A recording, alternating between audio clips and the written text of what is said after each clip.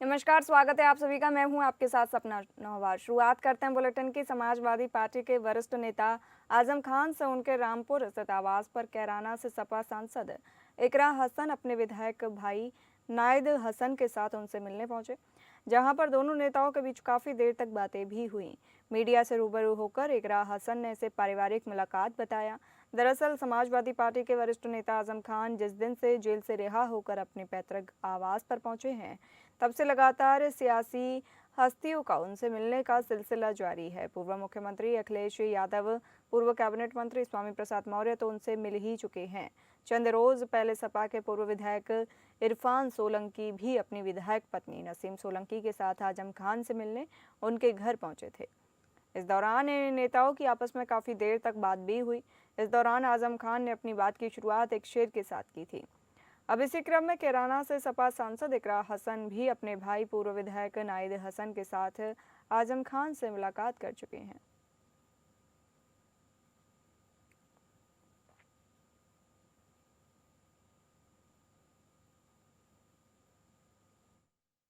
आए गुले फसुर्दा लगा लूं तुझे गले। आए गुले फसुर्दा लगा लूं तुझे गले। मेरी तरह से तू भी लुटा है बहार में। तो बहार में लुटे हुए लोग कभी आ जाते हैं, अच्छा लगता है।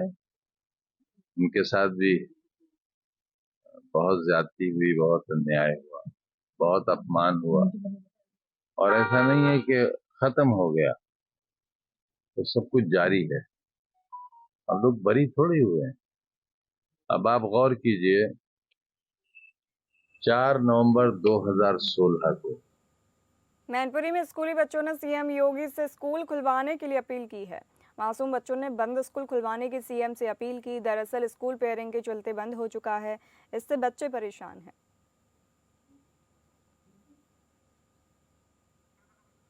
बताते चलें आपको, मैनपुरी में स्कूली बच्चों ने सीएम योगी से स्कूल खुलवाने के लिए बच्चे अपील कर रहे हैं। मासूम बच्चों ने बंद स्कूल को खुलवाने की सीएम से अपील की है। दरअसल स्कूल पे रिपेयरिंग के चलते बंद हो चुका है, इससे बच्चे बहुत परेशान हैं।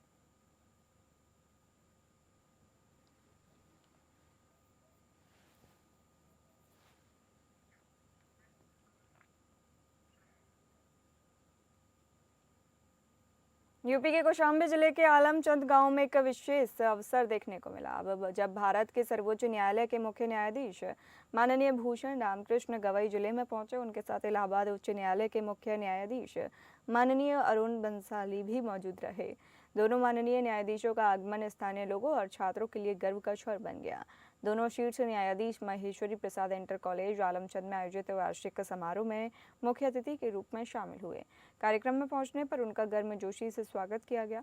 विद्यार्थियों ने पारंपरिक और सांस्कृतिक प्रस्तुतियों के माध्यम से भारतीय कला एवं संस्कृति की विविध झलक पेश की, जिसने अतिथियों सहित उपस्थित जनसमूह का मन मोह लिया। मुख्य न्यायाधीश के दौरे को देखते हुए जिले में सुरक्षा के कड़े इंतजाम किए गए थे। प्रशासनिक अधिकारियों के साथ साथ भारी पुलिस बल तैनात रहा। Giving back to the society what we have earned to the society, भावना ने उन्होंने इस छोटे से गांव में एक छोटा सा स्कूल चालू किया। बाद में वो हाई स्कूल बना, बाद में अभी इंटरमीडिएट कॉलेज बना। और एक छोटे से गांव में आजू बाजू के जो बैकवर्ड इलाके के लोग हैं, बैकवर्ड क्लासेस के लोग हैं, वो शेड्यूल कास्ट के रहे, उनको शिक्षा देने का महत्वपूर्ण काम क्या हो रहा है। अभी सुबह सुबह हमें हमारे सरकारी त्रिपाठी जी बता रहे थे कि उनकी भी धर्मपत्नी हमारी भाभी जी एक कॉलेज के प्रिंसिपल है प्रयागराज में, और वहाँ की विद्यार्थी संख्या। इलाहाबाद हाईकोर्ट ने गोरखपुर के खोरा बार पुलिस की हिरासत अवैध रूप से निरुद्ध राम केवल के सामने सुनवाई के लिए 3 नवंबर की तारीख लगाई है। कोर्ट ने ये आदेश सरकारी वकील द्वारा निरुद्ध व्यक्ति को 31 पेश करने के लिए निर्देश का अनुपालन करने के लिए समय मांगे जाने पर दिया है। ये आदेश न्यायमूर्ति जे मुनीर एवं न्यायमूर्ति संजीव कुमार की खंडपीठ ने राम केवल की बहन की बंदी प्रत्यक्षीकरण याचिका पर सुनवाई करते हुए दिया है। याचिका के अनुसार धोखाधड़ी के एक मामले में आरोप रामकिशन के पुत्र राम केवल पर है, लेकिन गलत पहचान के कारण विपत के पुत्र राम केवल को अवैध रूप से निरुद्ध किया गया है। चितौना गांव के रामचरण ने राम किशुन के पुत्र राम केवल के खिलाफ खोराबार थाने में एफआईआर दर्ज कराई कि उसने अपने को विपत पुत्र बताकर 24 फरवरी 2023 को जमीन का बैनामा कर धोखाधड़ी की है। पुलिस ने असली आरोपी की बजाय शिकायतकर्ता के चाचा को गिरफ्तार किया। कोर्ट ने गोरखपुर के एसएसपी को अवैध हिरासत में निरुद्ध व्यक्ति को पेश करने का निर्देश दिया था।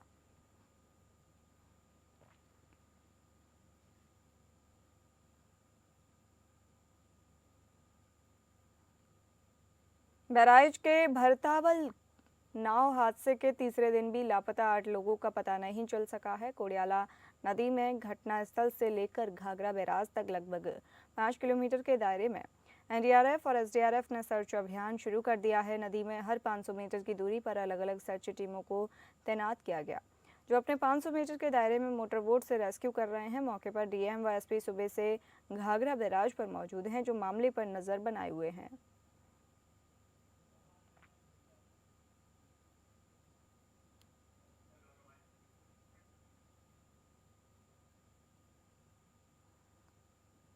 महोबा में जिला अस्पताल में व्यवस्थाएं सुधारने के लिए सीएमएस डॉक्टर सुरेश कुमार ने पहल की। साथ ही ड्यूटी पर तैनात डॉक्टरों और स्वास्थ्य कर्मियों को ड्रेस में रहने के निर्देश दिए।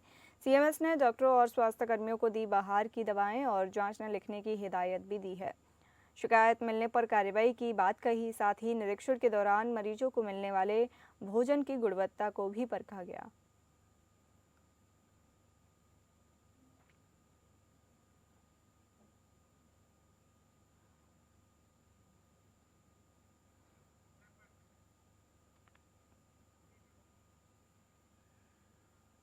पीलीभीत के सुनगढ़ी थाना क्षेत्र के लदपुरा गांव में शनिवार को सुबह तेंदुआ देखे जाने से ग्रामीणों में दहशत फैल गई।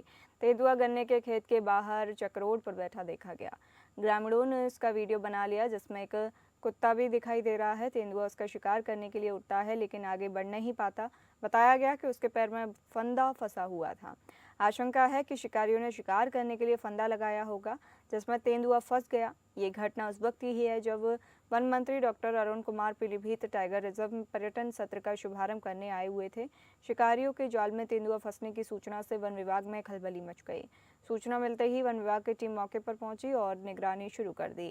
ग्रामीणों को सतर्क रहने की हिदायत दी गई। कुछ देर बाद रेस्क्यू टीम भी पहुंच गई। टीम के दक्ष गंगवार ने डांट मारकर तेंदुए को ट्रैंकुलाइज किया। बेहोश होने पर उसे पकड़ा गया। डीएफओ भरत कुमार डीके ने बताया कि तेंदुए का रेस्क्यू कर लिया गया है। जिला मुख्यालय लाकर स्वास्थ्य परीक्षण किया जा रहा है। इसके बाद जंगल में छोड़ दिया जाएगा। खेत में किसने जाल लगाया था, इसकी भी जांच कराई जा रही है।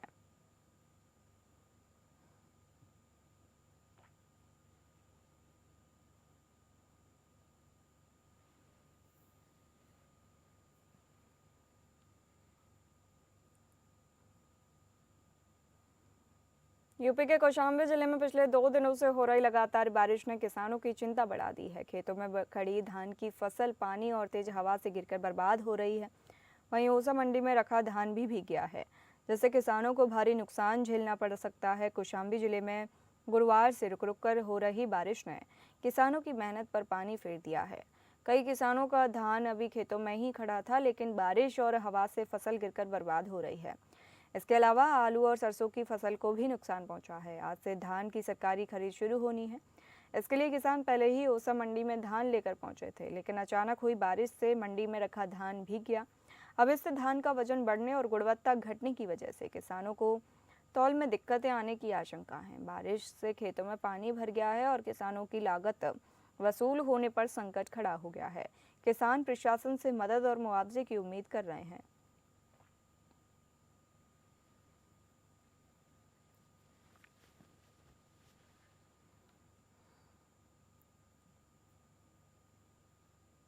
हमीरपुर जिले के मोदहा विकासखंड में पड़ने वाले गांव छानी गऊ घाट में स्वच्छ भारत मिशन के तहत लाखों रुपए की लागत से सार्वजनिक शौचालय गांव में बनाया गया था।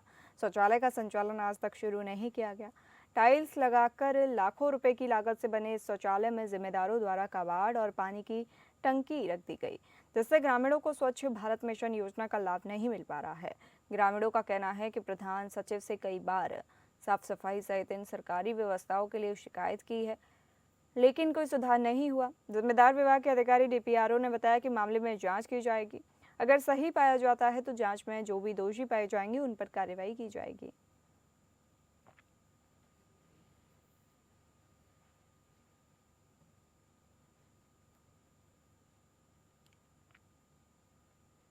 पीलीभीत में युवती के फोटो एडिट कर ब्लैकमेल करना और एक तरफा प्यार की बात रखना 3 दोस्तों को भारी पड़ गया। पुलिस ने केस दर्ज कर आरोपियों को अरेस्ट कर चालान कर दिया है। थाना देवरिया क्षेत्र के रहने वाले एक शख्स ने आरोप लगाया कि नितिन कुमार ने उनकी बेटी के फोटो खींचकर एडिट कर दिए और शादी करने का दबाव बनाने लगा। कहना न मानने पर फोटो वायरल करने की धमकी भी दी। नितिन ने अपने दोस्त सुनील वंशीलाल के साथ रास्ते में अश्लील हरकतें की और पुलिस ने तीनों आरोपियों का चालान कर दिया। आरोपी अंडा के रहने वाले हैं।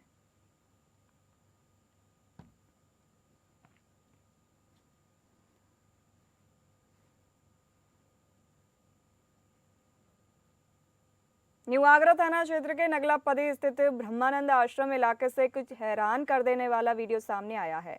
घर के बाहर बैठे एक डॉग को एक महिला द्वारा डंडे से बेरहमी से पीटने का मामला सामने आया। घटना का सीसीटीवी फुटेज अब सोशल मीडिया पर तेजी से वायरल हो रहा है, जिसके बाद अब पशु प्रेमी संगठनों में भारी नाराजगी देखी जा रही है। वीडियो में साफ दिखाई दे रहा है कि महिला जैसे ही अपने घर से बाहर निकलती है, वह बिना किसी वजह के शांति से बैठे डॉग पर डंडों की बरसात करती है। डॉग दर्द से कराहते हुए वहां से भागता हुआ नजर आता है। इस घटना ने लोगों की संवेदनाओं को झकझोर कर रख दिया है। स्थानीय लोगों ने बताया कि इस क्षेत्र में पूर्व में भी बेजुबान जानवरों के साथ बर्बरता के कई मामले सामने आ चुके हैं। पशु प्रेमियों ने इस मामले की शिकायत पशु क्रूरता निवारण अधिनियम के तहत दर्ज कर कार्रवाई की मांग की है। फिलहाल पुलिस मामले की जांच में जुट गई है। वहीं सोशल मीडिया पर लोग जिम्मेदार महिला पर कड़ी कार्रवाई की मांग कर रहे हैं।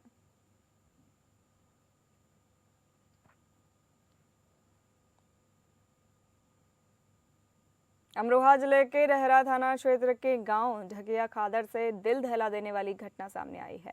यहां एक विवाहिता ने गृह कलेश के चलते फांसी लगाकर आत्महत्या कर ली। घटना के बाद पूरे गांव में मातम पसरा है और मायके पक्ष में कोहराम मचा हुआ है। परिजनों का आरोप है कि ससुराल पक्ष लगातार दहेज के लिए उत्पीड़न कर रहा था, जिससे तंग आकर विवाहिता ने ये दर्दनाक कदम उठाया।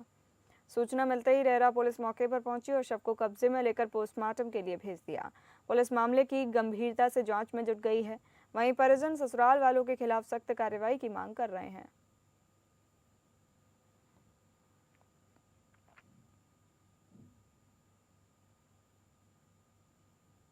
बुलंदशहर के सिकंदराबाद पुलिस की बीती रात बदमाशों से मुठभेड़ हो गई। इस दौरान पुलिस की जवाबी कार्रवाई में एक वांछित बदमाश गोली लगने से घायल हो गया, जिसे मौके से गिरफ्तार कर लिया गया। पुलिस ने उसके कब्जे से अवैध हथियार, कारतूस और चोरी की बाइक बरामद की है। पुलिस वांछित अपराधियों के खिलाफ अभियान चला रही थी। बीती रात सिकंदराबाद पुलिस जेवर अड्डे के पास संदिग्ध व्यक्तियों और वाहनों की जाँच कर रही थी।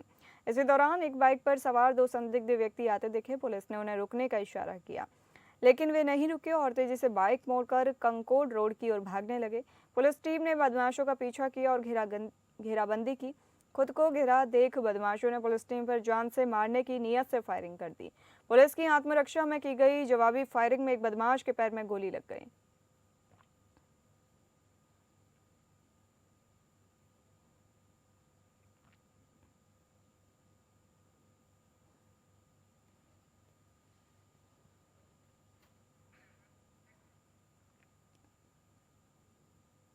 यूपी के फतेहपुर जिले के कल्याणपुर थाना क्षेत्र में एक ही दिन में हुई लूट की 3 घटनाओं का पुलिस ने 24 घंटे के भीतर खुलासा किया है। थाना पुलिस टीम के द्वारा मुखबिर की सूचना पर जुगतखेड़ा रोड ग्राम दूधी कगार के पास चेकिंग के दौरान एक अपाचे मोटरसाइकिल सवार 3 संदिग्ध युवकों को रोकने का प्रयास किया गया। पुलिस को देखकर उन्हें भागने और फायरिंग करने की कोशिश की।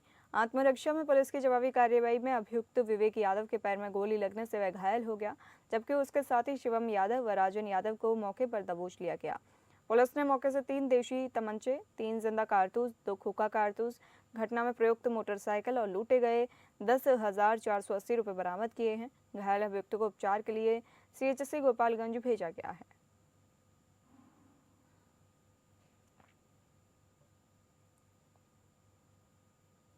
प्रयागराज के कोरांव थाने की पुलिस ने पत्थरताल नहर पुलिया के पास मुठभेड़ के दौरान गोकशी के शातिर आरोपी तमसील को गिरफ्तार कर लिया। मुठभेड़ में उसके पैर में गोली लगी है। इलाज के लिए जिला अस्पताल में भर्ती कराया गया है। पुलिस ने उसके कब्जे से एक अवैध देशी तमंचा, एक जिंदा कारतूस और एक खोखा कारतूस बरामद किया है। आरोपी कई जिलों में गौकशी के मुकदमों में वांछित है। उसके ऊपर प्रयागराज के थाना कोरांव में भी 9 अक्टूबर को गौकशी का एक मुकदमा दर्ज किया गया था। उसी की पैरवी के लिए 8 दिन से प्रयागराज में छिपकर रह रहा था।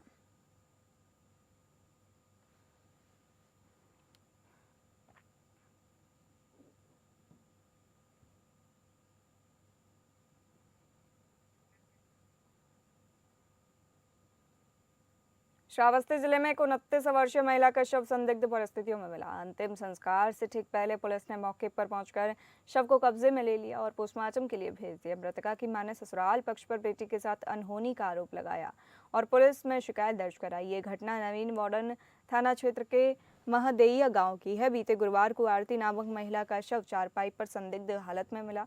बताया गया कि उस समय आरती की सास कमला देवी सत्संग सुनने गई थी, जबकि उनके 2 पोते स्कूल गए हुए थे। 3 साल का सबसे छोटा पोता घर पर ही था। आरती के पति रामसुद चंडीगढ़ में मजदूरी करते हैं। हादसे की सूचना मृतका के पति और मायके पक्ष को दी गई। पति रामसुद घर पहुंचे। परिजन महिला के अंतिम संस्कार की तैयारी कर रहे थे, तभी मायके पक्ष के लोग भी वहां पहुंच गए। मृतका की मां ने ससुराल पक्ष पर अनहोनी का आरोप लगाते हुए पुलिस को तहरीर दी। शिकायत मिलने के बाद पुलिस तुरंत मौके पर पहुंची और महिला के अंतिम संस्कार को रुकवा दिया।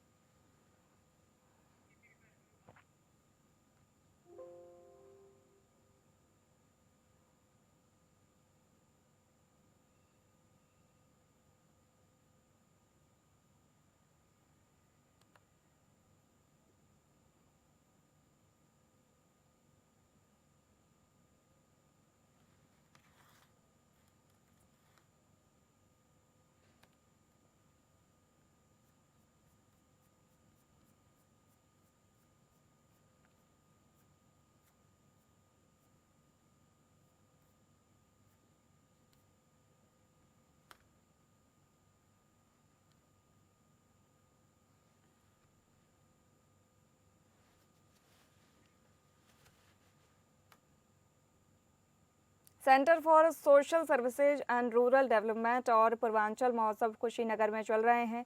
कुशीनगर महोत्सव के 6वें दिन पुरुष वर्ग में मिनी मैराथन का आयोजन हुआ। एपीएन न्यूज चैनल के मैनेजिंग एडिटर और महोत्सव समिति के अध्यक्ष विनय राय ने तमकुहीराज स्थित रामलीला मैदान से हरी झंडी दिखाकर इस मैराथन दौड़ की औपचारिक शुरुआत की। इस दौरान 6 किलोमीटर चलकर किसान पीजी कॉलेज सेवरई में समाप्त हुई। इसमें करीब 300 प्रतिभागियों ने जोर आजमाइश की। जनपद के पहले आईपीएस अधिकारी स्वर्गीय बाबूलाल यादव को समर्पित ये मैराथन दौड़ क्षेत्र में आकर्षण का केंद्र रहा। इसमें हरिओम तिवारी ने प्रथम, अभिषेक कुमार ने द्वितीय और पिंटू कुमार ने तृतीय स्थान हासिल किया। इन्हें मेडल और नगद राशि के साथ सर्टिफिकेट देकर पुरस्कृत किया गया।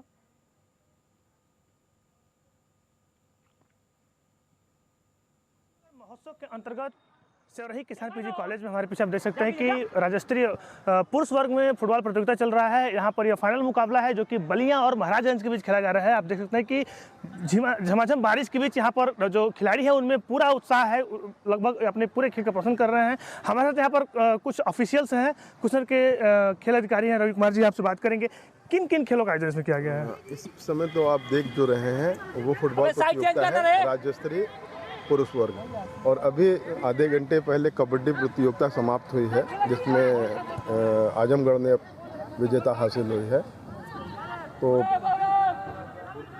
ये है कि इस बारिश के मौसम में इतना मतलब बच्चों का लगन देख के बड़ा अच्छा लगता है। और इस आयोजन को लेकर क्या कहेंगे? कहीं ना कहीं यह कुशीनगर ग्रामीण क्षेत्र माना जाता है, वहाँ ऐसे खेल मिनी मैराथन हो गया, चाहे हम बात करें कबड्डी की बात करें, हम बात करें फुटबॉल प्रतियोगिता की, तो कैसे इन ग्रामीण अंचल में भी प्रतिभा को एक मंच मिल रहा होता है? इस तरह की प्रतियोगिता का मेन उद्देश्य ये रहेगा कि हम ग्रामीण इलाकों में जो हमारे खिलाड़ी बच्चे हैं उनको एक मंच मिले और वो देखें और प्रोत्साहित हों और गेम के प्रति उनका रुझान बढ़े। जी, हमारे साथ एक और महोत्सव समिति सदस्य है, आपसे बात करेंगे। क्या क्या आयोजन है इस महोत्सव में? यह कुशीनगर जो महोत्सव है विगत 12 वर्षों से लगातार चल रहा है और पूरे कुशीनगर महोत्सव में तमाम जो इस कार्यक्रम के अध्यक्ष हैं बड़े भैया विनय राय जी, उनके द्वारा तमाम कार्य जैसे खेल कूद हो गया, सांस्कृतिक कार्यक्रम हो गया, चाहे सामाजिक धार्मिक सारे कार्यक्रम जो है कि कुशीनगर महोत्सव के द्वारा पूरे कुशीनगर जनपद के कोने कोने में कराया जाता है। तो इसमें अभी आप लोग सामने जैसे देख रहे हैं कि फुटबॉल प्रतियोगिता चल रहा है, जिसमें बलिया और महाराजगंज की टीम शिरकत कर रही है झमझमाते बरसात में भी, और इससे क्षेत्र के सभी युवाओं को एक प्रेरणा मिलता है और युवा यहाँ से काफ़ी कुछ यहाँ से सिलेक्शन भी होता है इस खेल के माध्यम से, और बच्चों का उत्थान भी हो रहा है और सामाजिक धार्मिक और सांस्कृतिक सभी तरह के कार्यों का यहाँ जो है कि उत्साह बढ़ा हुआ है लोगों में, और बहुत तेज़ी से लोग इसमें जुड़ रहे हैं और चल रहा है, सबका हो रहा है। इसका सारा श्रेय विनय भैया को जाता है जो इस कार्यक्रम के अध्यक्ष हैं कुशीनगर महोत्सव के। आप सोच सकते हैं कि यहाँ पे खिलाड़ी हों, यहाँ के ऑफिशियल्स हों, सब में उत्साह है, क्योंकि वास्तव में आयोजन ही ऐसा है कि इससे लोग जुड़ते हैं, लोगों को इसका भरपूर लाभ मिलता है। चाहे बात करें खिलाड़ियों की, चाहे बात करें क्षेत्रीय कलाकारों की, जिन्हें एक मंच मिलता है अपने प्रतिभा का प्रदर्शन करने के लिए। निश्चित तौर पर इसको लेकर सभी लोगों ने आयोजन समिति की भूरी प्रशंसा की है। राजकुमार गिरी, एपीएन न्यूज़ कुशीनगर। फिलहाल इस बुलेटिन में इतना ही। नमस्कार।